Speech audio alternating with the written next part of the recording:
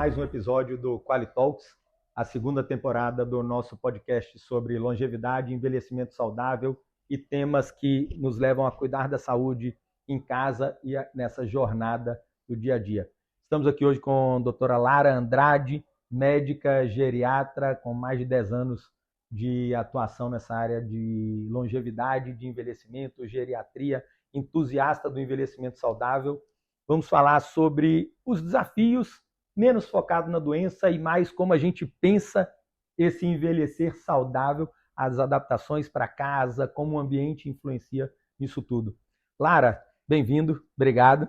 Obrigada, é um prazer estar aqui no Quali Talks, a gente que já é parceiro há um tempo, né? Isso. Falar sobre esse assunto tão relevante para mim é um prazer. Lara, me traga, a gente está aqui na Casa Cor, como é que você enxerga o envelhecimento hoje, o ambiente e a arquitetura? Como é que isso está preparado nesse processo? Como é que estamos preparando nossas casas? A população está cada vez mais envelhecendo, né? No Brasil, nós somos mais de 36 milhões de pessoas acima de 60 anos. E quando a gente fala em envelhecer bem, muitas vezes a gente pensa só em doença, mas muito pelo contrário. O ambiente ele está totalmente atrelado ao envelhecer com saúde, a uma longevidade com qualidade de vida e a prevenção de doenças. Porque um ambiente que é bem adaptado, ele previne com que a pessoa tenha quedas, ele dá mais autonomia, ele dá aquela sensação de pertencimento, e isso fala totalmente a favor de um envelhecer bem. E esse ambiente aqui na Casa Cor foi inovador. Eu fiquei muito feliz, como entusiasta do envelhecimento saudável, de ter um ambiente que traz luz a essa temática da acessibilidade, do ambiente acolhedor. Então, realmente, parabéns pela sua iniciativa. Obrigado. Você estava falando sobre queda. Queda é um problema sério, né? A gente estava conversando aqui um pouco antes. Como é que você enxerga isso? Como é que são os dados? O que a gente pode fazer para melhorar? Porque pode entrar num loop o contexto da queda. Queda é um assunto muito sério e que as pessoas, às vezes, tomam como normal do envelhecimento. Tomam uma queda porque está velho. E muito pelo contrário. Quedas elas podem ter consequências desastrosas, aumenta internamento, aumenta a mortalidade, aumenta a dependência funcional, que é o que a gente não quer para os nossos idosos. E o dado alarmante é que essas quedas, a maioria, quando a gente vai pegar os dados da OMS, ocorre dentro de casa, sobretudo no banheiro. Mas o quarto também é um ambiente que acontece muita queda, quedas que levam a fratura de fêmur, fratura de punho, e medidas que a gente tem, medidas simples ou ambientes bem adaptados, pode prevenir as quedas. E as quedas, como você falou, né, a gente até conversou sobre isso, pode levar a uma espiral. A pessoa cai, aí ela fica com medo de cair, aí ela começa a se movimentar menos, fazer menos exercícios, perde força, e aí cai de novo. Com isso, sucessivas quedas. E por isso é tão importante a gente pensar nesse ambiente adaptado para a pessoa que já tem algum tipo de dependência. A gente já falou no outro episódio, sobre algumas pequenas adaptações. O que mais que você traz nas pequenas adaptações para quedas? O que mais que você traz que o ambiente influencia no dia a dia do envelhecimento? E que você pôde ver aqui, ou que você pôde perceber, ou que você vê na sua prática diária de visitas em casa também? Mudanças como o piso, aqui a gente tem um piso antiderrapante, então minimiza a questão das quedas.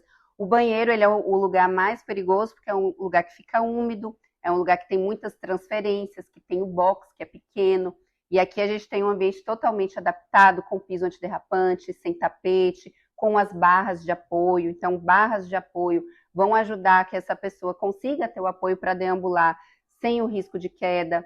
A questão de tapetes que não tenham abas soltas, objetos soltos. Aqui você trouxe o sensor de queda, quando a pessoa cai, ele manda para uma central que a pessoa caiu. Isso é totalmente inovador, né? A gente alia a tecnologia com algo que vai trazer o benefício para o paciente.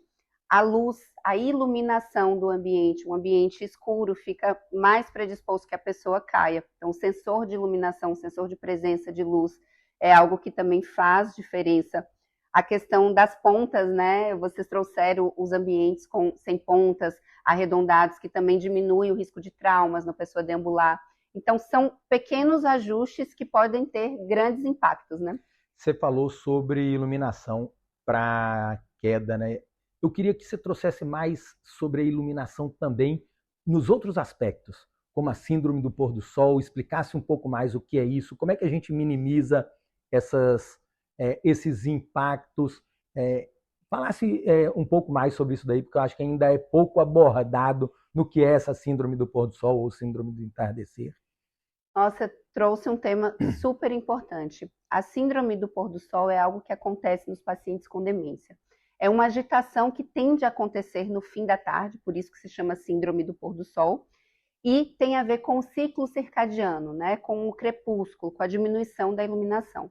E o ambiente está totalmente atrelado a isso. Tanto que nas orientações que a gente faz aos familiares de pacientes com demência, a gente fala, fique atento à iluminação do ambiente, que quanto menos a pessoa perceba esse crepúsculo, menos agitada ela vai ficar. Então, é um horário que às vezes a pessoa está em casa e pede para voltar para casa, que fica agitada, que fica agressiva. E que se a gente fizer essas mudanças na iluminação do ambiente, a gente diminui o cortisol, a gente tem uma iluminação que vai deixar aquela pessoa mais tranquila e minimizar esse fenômeno que ocorre, sobretudo, nos pacientes que têm esse déficit cognitivo.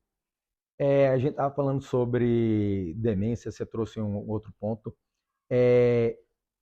Hoje tem dezenas de estudos saindo no contexto da demência com a socialização. Aqui a gente pensou numa sala que permite essa socialização do idoso, da família. Como é que é esse ponto?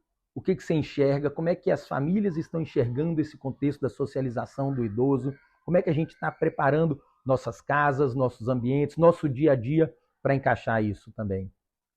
Quando a gente observa os grandes estudos sobre demência, tem até um lançado, por último, pela The Lancet, o isolamento social é um grande fator de risco para Alzheimer, né, e outros tipos de demência. E muitas vezes é normal, né, as pessoas têm como normal o idoso ficar mais isolado, que não quer mais socializar, mas muito pelo contrário, a família tem que trazer esse idoso para a socialização. Se é um idoso que ele não consegue, que tem uma mobilidade prejudicada, é para ele vir para a mesa, é para participar das refeições. A gente tem aqui um ambiente projetado para que tenha acessibilidade, se for uma pessoa que é cadeirante, para que ela consiga participar daquele ambiente familiar, que tenha contato com netos, com filhos. Isso vai influenciar muito positivamente na qualidade de vida e no tratamento da pessoa. Então, se socializar, ter vínculos familiares, também faz parte do tratamento, também cura, né? Ótimo. Nesse ponto, a gente trouxe aqui, a gente vinha falando antes também sobre... Existe uma indicação para quando a pessoa vai, então eu não consigo cuidar dele em casa, vou colocar num residencial de idosos. Existe uma orientação de quando colocar no residencial de idosos ou quando manter em casa, quando é melhor, na visão do geriatra, cada opção disso, para a gente também pensar assim, como planeja esse processo do envelhecer, né? Menos focado na doença, mas como a gente, de novo, preserva.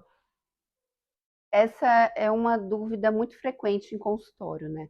Até que ponto eu devo deixar aquele idoso dependente de casa? Até que ponto, o que é melhor? Colocar num residencial, que é o antigo asilo, né? Mas que hoje a gente tem bons residenciais, ou deixar o idoso em casa?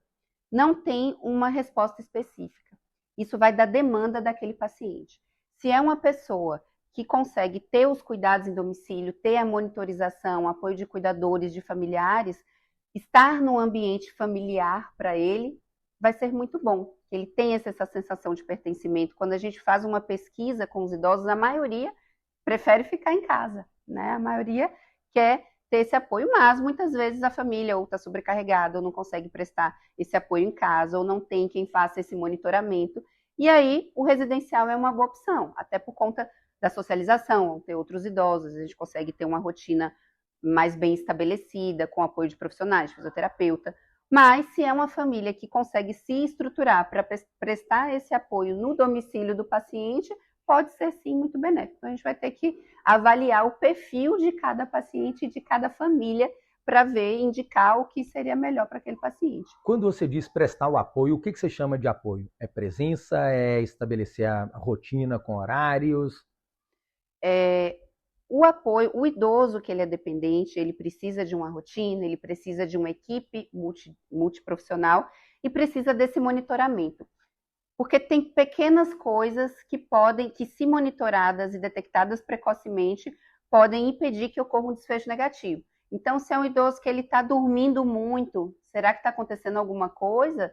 Às vezes a infecção no idoso manifesta com sonolência, não tem febre. Então, o idoso que está dormindo demais. Será que o idoso que já está andando mais devagar, ele era ativo, fazia tudo, agora a velocidade de marcha dele está diminuída? E ninguém se atentou a isso, né? Então, os exercícios que ele precisa fazer, será que precisa de um incentivo? Tem alguém monitorando? Ele está tomando os remédios no horário correto? Ele sabe? Ele dá conta de tomar? Então, precisa de alguém gerenciando isso, né? A família, com o apoio de cuidadores, ou então, no residencial, ele vai ter esse apoio. Então, existem fatores que a gente precisa estar atento para prevenir complicações nesse perfil de paciente. Você acha que marcha, sonolência, esses e quais outros sinais às vezes passam despercebidos pela família e que preocupariam um geriatra olhando a saúde longitudinal desse idoso? Você trouxe um ponto bem importante que é essencial que as pessoas saibam relacionado a esses sinais de alarme. Eu já trouxe o primeiro, que é a marcha. A marcha é praticamente um quinto sinal vital do idoso. O idoso ele está começando a andar mais devagar. Isso pode ser um sinal de enfraquecimento, de diminuição de mobilidade, de risco de queda. Então, ficar atenta à marcha. Perda de peso não intencional. A pessoa perde peso, ela perde força muscular. Então, é algo que a gente tem que ficar atento. Está ficando sem apetite. O sono, questão de sonolência, está ficando muito sonolento, está ficando muito agitado também. Alterações do humor. Muitas vezes a depressão no idoso ela não manifesta com aquele choro frequente, aquela depressão igual no jovem, ele fica mais apático. É uma pessoa que ela gostava de fazer as coisas, gostava de ir no dominó, no futebol, não tem mais vontade de fazer nada, e ninguém observa isso. Tá velho, normal. E não, é um sinal de alarme também. A gente precisa desmistificar muita coisa que a gente achava que era normal pela idade, e isso mudou. Falando nisso, né, da idade, das coisas que têm mudado, muitos estudos falando que a gente vai viver 120, 150 anos. Eu vi essa semana falando, parece que com o uso da inteligência artificial, eles conseguiram chegar num preditor de que o limite do corpo humano são 156 anos, antes das células todas se degenerarem de tal maneira. Só que nem a gente ainda pensou nisso, nesse processo do envelhecer. Como é que você, uma entusiasta do envelhecimento saudável, enxerga a gente envelhecendo, né, na meia-idade, ainda na jovialidade, como olhar lá para frente para um benefício que a gente vai ter daqui a 50 anos? Que assim, mais importante de quantos anos a gente vai viver é como nós iremos viver esses anos, né? Se a gente chegar a 120, 150 anos, como que a gente vai chegar até lá? Acamado, ativo? E as decisões que a gente toma hoje, enquanto jovens, vai impactar diretamente na nossa longevidade. Então, tudo que a gente faz hoje, com certeza, vai impactar no futuro. Então, se a gente faz exercício físico, se a gente se alimenta bem, se a gente mantém boas relações interfamiliares, relações sociais, se nós estudamos, né, se a gente está querendo aprender sempre coisas novas, tudo isso vai influenciar para que a gente tenha uma boa reserva cognitiva para poder chegar bem no envelhecimento. A gente já tem uma reserva, né? A gente já tem uma poupança para queimar quando precisar lá na velhice. Então, todas essas medidas que a gente fala muito sobre envelhecimento saudável, sobre adaptação da casa, sobre socialização, é justamente para a gente poder chegar, porque ninguém quer. Só tem um jeito de não envelhecer, só se a gente morrer antes disso. Então, a gente não quer. Então, para a gente envelhecer bem, a gente tem que começar a pensar em como vai ser esse processo, né? Qual que é o limite da longevidade, mas também como que a gente quer chegar lá. Eu acho que você tocou num ponto muito interessante, o limite da longevidade e como. Porque às vezes você pergunta para alguém de alguma idade, até 100 anos, 120 anos, Deus me livre. Mas você se vê morto daqui a 20, daqui a 30 anos, você quer acabar a sua vida assim? Não, ok, como vamos nos preparar para isso, né? Dentro desse processo de cuidar da saúde, quais os elementos são mais importantes na saúde? A gente viu que a medicina avançou, mas hoje a medicina tem uma adição menor até do que os hábitos. Que hábitos mais impactam nesse envelhecimento saudável? Ou quem já atingiu uma fase mais avançada, já é um idoso, é possível mudar esses hábitos ainda? Ou agora eu já envelheci e não dá mais? Quando a gente olha os estudos, a mudança de hábitos, ela tem um impacto positivo mesmo se a pessoa já estiver idosa. Então, se tem um idoso de 80 anos, nunca fez exercício físico, mas está começando a ficar dependente e ele muda a rotina dele, passa a comer mais proteína, passa a se exercitar mais, ele vai ter um impacto positivo para o restante da vida dele e ele ser mais funcional. O que a gente quer para a velhice? Independência, poder tomar decisões e autonomia, né? De poder fazer aquilo com os nossos próprios meios.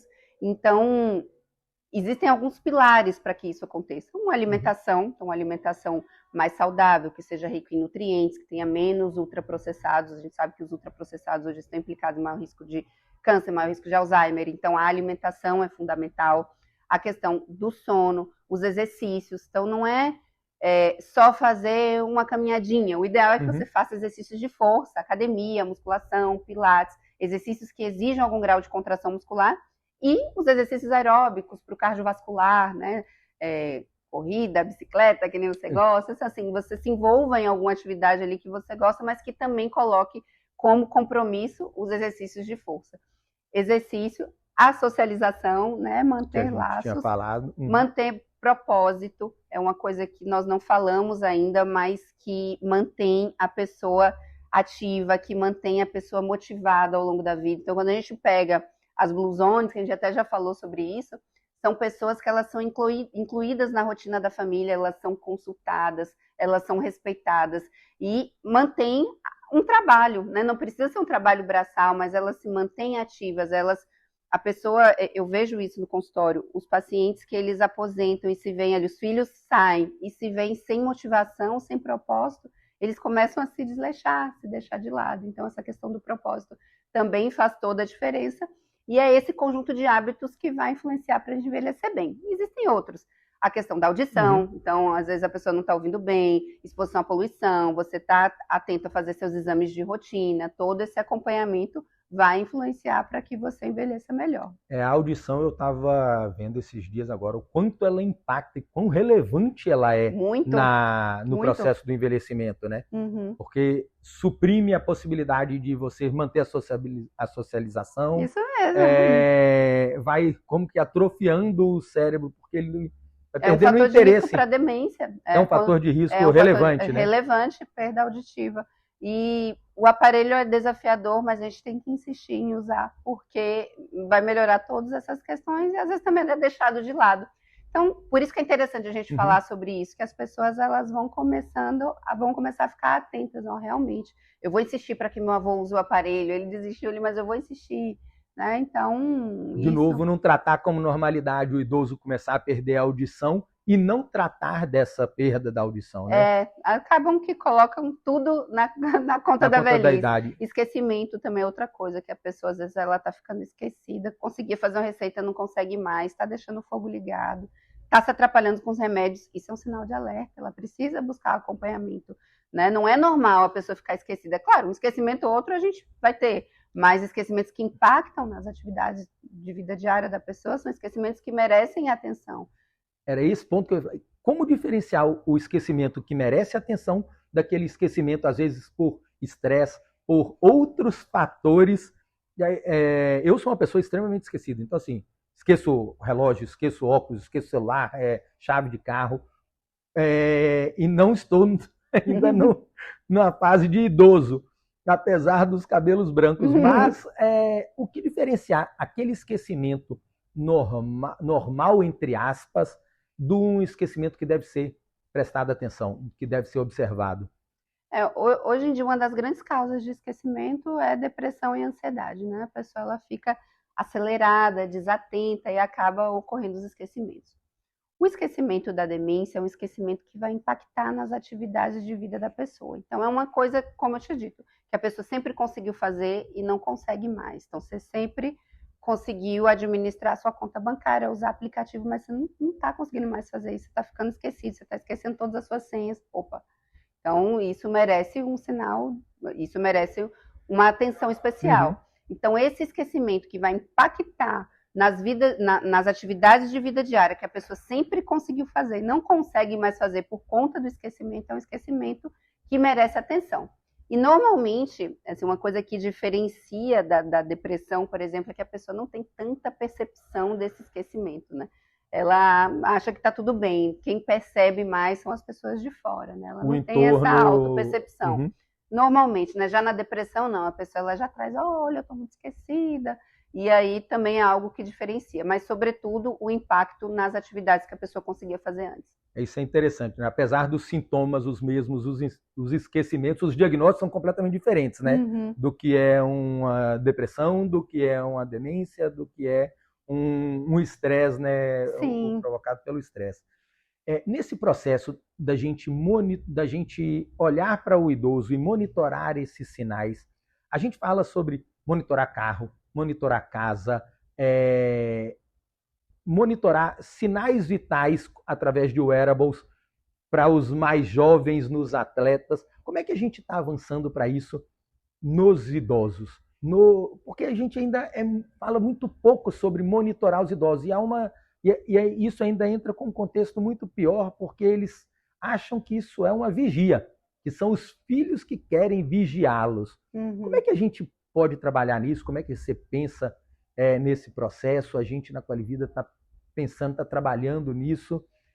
Qual a sua visão sobre isso? Como geriatra, como filha? Você trouxe algo interessante, que os idosos veem como vigia, né? Até os cuidadores, às vezes, eles estão em resistência porque acham que estão fora do controle, que estão perdendo as rédeas da vida. Mas é importante sempre explicar que é para o bem, que eles ainda podem decidir, mas que aquilo é para ajudá-los.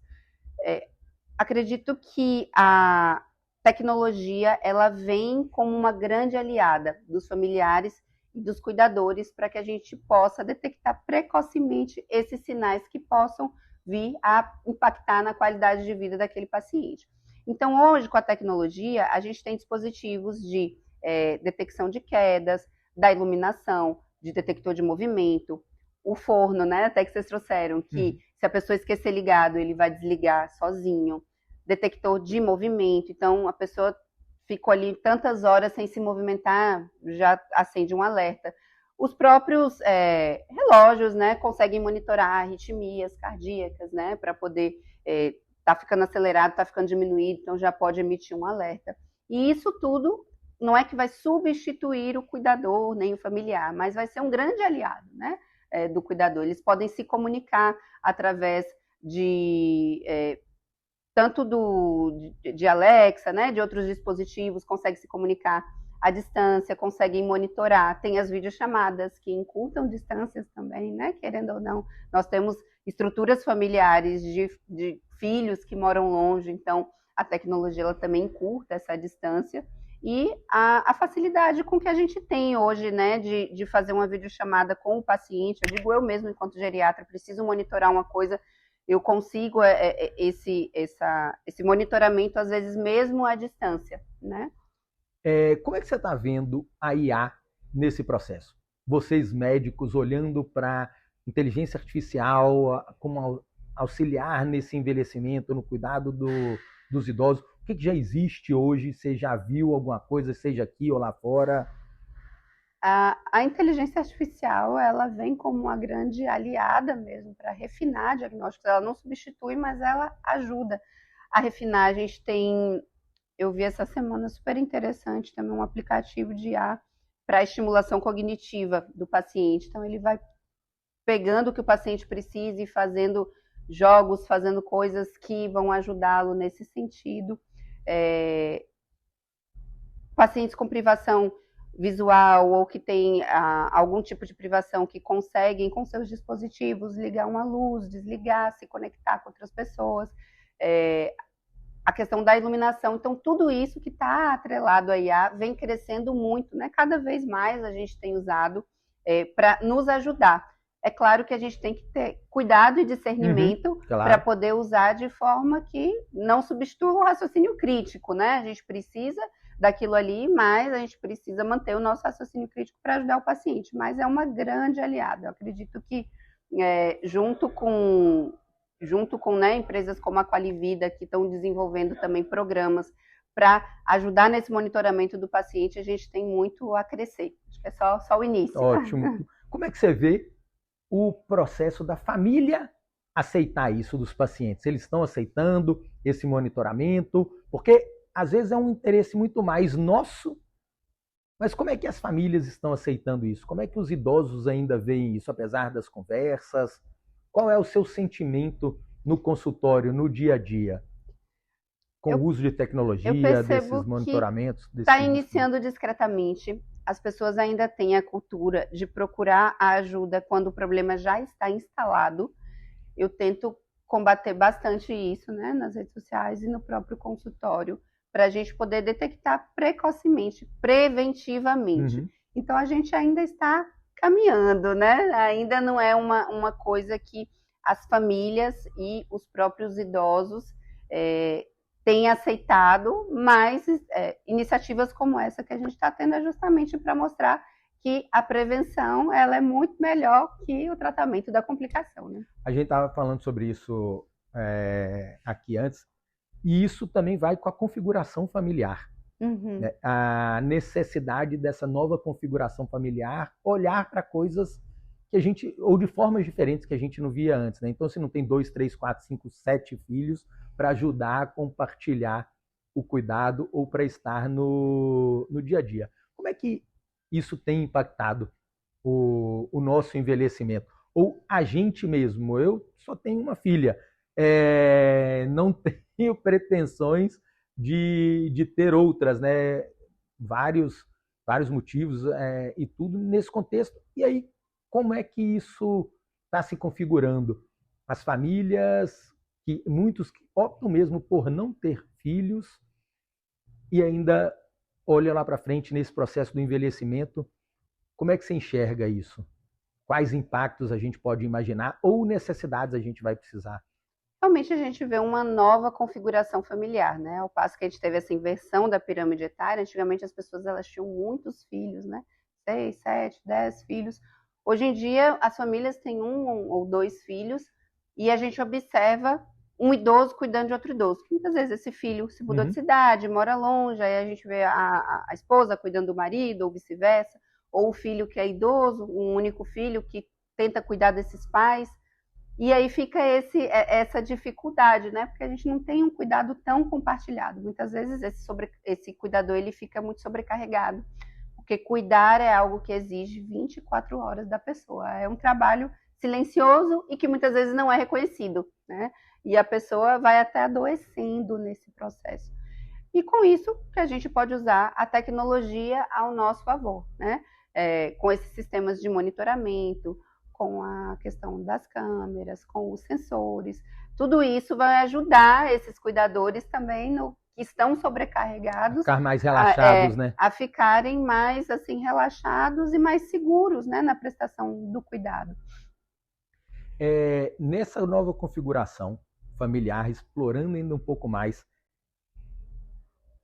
o que você enxerga e que dicas a gente poderia dar para um cônjuge idoso cuidando de outro idoso, uma irmã cuidando de outra, o tio, né, cuidando, o sobrinho ali, o tio, o filho, igual você disse, de idoso. O que, além do monitoramento, a gente pode dar de dicas para eles se ajudarem nesse processo? Que deve ser desgastante emocionalmente também, como você disse, né? Ainda é um serviço um trabalho, um cuidado que ninguém vê. Você consegue imaginar alguma coisa para ajudar? Quando você está no consultório, que apoio a gente também dá de suporte para essa família no entorno? O cuidador, a primeira coisa que ele tem que fazer é não negligenciar a própria saúde. Muitas vezes ele fica tão dedicado naquele cuidado que acaba esquecendo de si próprio. Então, nós, enquanto profissionais de saúde que convivem com esses cuidadores, nós temos que não romantizar somente o cuidado. O cuidado 24 horas, ele é desgastante. E o cuidador, ele deve saber que ele pode pedir ajuda. Ele deve pedir para compartilhar esse cuidado com os demais integrantes da família, que é obrigação de todo mundo. Às vezes ele toma para si essa responsabilidade e acaba não dividindo com os demais. Então, saber que é necessário ter o descanso, cuidar, né, da própria saúde. A gente pode ajudá-lo a organizar esse cuidado. Uma rotina estruturada, ela fica muito mais facilitada, né? Quando a gente tem os horários dos remédios, a gente ajuda a organizar os remédios em casa, a gente auxilia nessa questão da rotina do paciente, né, junto aos cuidadores, e isso ajuda a vida deles também. Então, todas essas medidas para que a gente valorize esse cuidador e reforce a importância dele também se cuidar é super importante. Muito importante você trazer esse ponto dele buscar ajuda, né? Ele saber a hora de buscar ajuda, de contratar alguém para ajudar a organizar a rotina, para dividir com ele, né? Porque não são só obrigação dele, né? Ele tem que compartilhar isso também, né? É um direito dele compartilhar isso, né? Deixa tudo mais leve. Pensando nesse processo do cuidador, a gente vê isso na geração sanduíche, muitas mães, muitos pais cuidando de filhos e cuidando dos pais também. Que hora os filhos devem olhar e falar, está na hora de eu procurar um geriatra para meu pai, para minha mãe?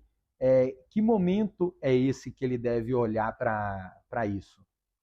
É considerado idoso no Brasil a partir de 60 anos, mas você deve se preparar para envelhecer, né? Antes de tudo, o geriatra ele vai gerenciar o envelhecimento da pessoa. Então, antes disso, você já pode ir se preparando a partir dos 45, 50 e procurar o geriatra para que esse processo ocorra da melhor forma possível, né? Para que esse envelhecimento ele seja bem sucedido.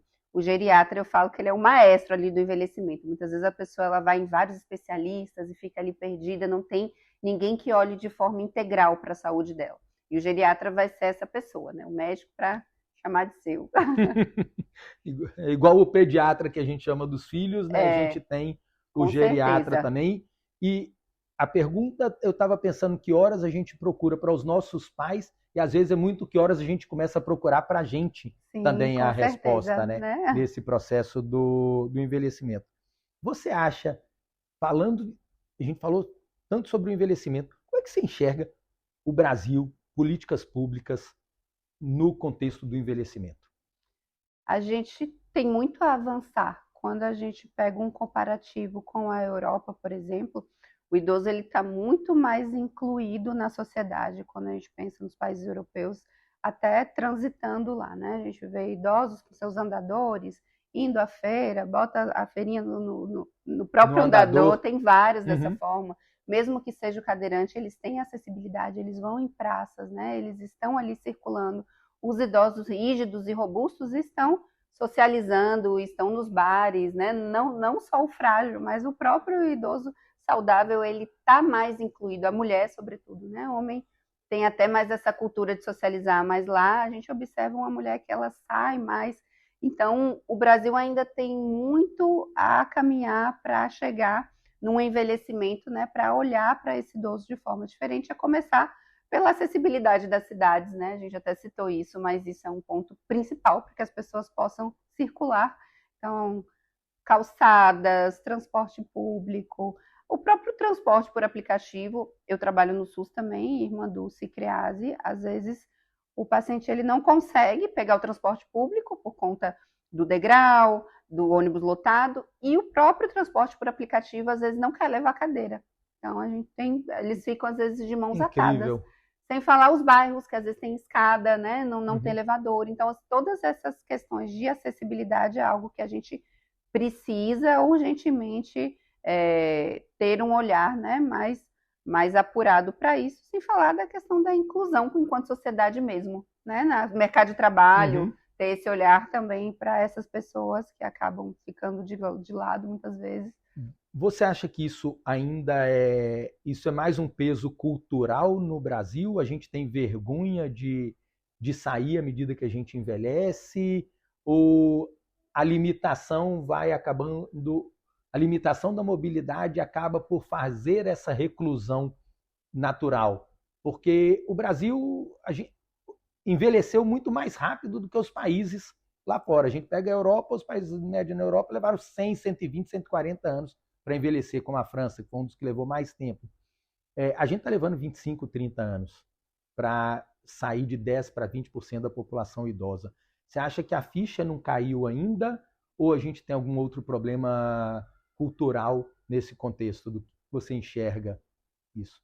Existe o problema cultural, a questão do etarismo é muito marcante, né? A pessoa que ela se vê num contexto de envelhecimento, muitas vezes ela é vista como uma pessoa que não tem mais potencial de produzir, né? Que ela não tem mais aquele valor que ela tinha enquanto jovem, e esse discurso a própria pessoa ela vai acreditando nele, né? E aí ela também vai ficando desmotivada.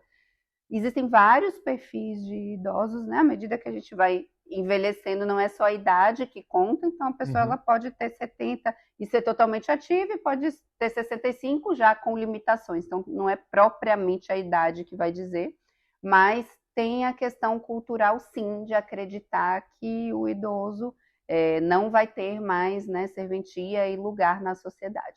Acredito que sim. Isso é cruel, né? Porque a gente olha para um país que inverteu já a pirâmide, né? A gente já tem mais idosos do que jovens de 0 a 14 anos. Essa migração está acontecendo de forma muito acelerada e não estamos preparados. A gente tá cadeira de rodas, andador, sair de casa. Nesse processo, né, nós tivemos um melhor controle dos fatores de risco, onde pressão alta, diabetes. Então, a população envelheceu à medida que a gente melhorou mais essas doenças crônicas, mas também as doenças mais comuns do envelhecimento, como demências e outros tipos de limitações que são mais comuns do envelhecimento, aumentaram bastante e a gente não acompanhou, né? Por isso que estão os desafios aí para a gente poder lidar com essa população. A medicina avançou, mas a sociedade não.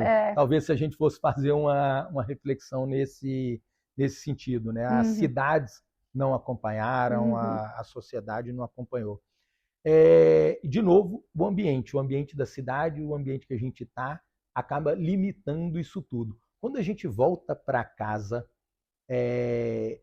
o que mais que a gente pode olhar nesse processo? Você queira deixar como uma mensagem final, como um ponto a ser refletido por nós que estamos envelhecendo? Porque, como você já falou, né, a outra opção é muito pior. Só tem um jeito de não envelhecer, que é o que quase ninguém quer, né? Quando a gente pensa assim, em longevidade com qualidade de vida, em envelhecer bem, tudo isso passa pela saúde, pela nutrição, pelo sono e pelo ambiente em que a gente vive, pela casa em que a gente mora. Isso vai influenciar diretamente nesse processo. A casa, ela pode te adoecer, mas também pode preservar a sua autonomia por mais tempo. E é nesse lugar que a gente está, que a gente quer. A gente quer que a casa da pessoa ajude que ela envelheça melhor, que ela tenha mais independência, que ela tenha mais autonomia para viver com mais qualidade, para que esses anos vividos a mais sejam anos que valham a pena. Que bom. Obrigado. Acho que é isso, pessoal. Bom, mais um episódio aqui. Não deixe de dar o seu like, de se inscrever no nosso canal, acompanhar, tem muito mais conteúdo sendo produzido e sendo gerado aqui também nas nossas redes sociais. Um abraço. Obrigado, Lara. Tchau, tchau. Foi ótimo.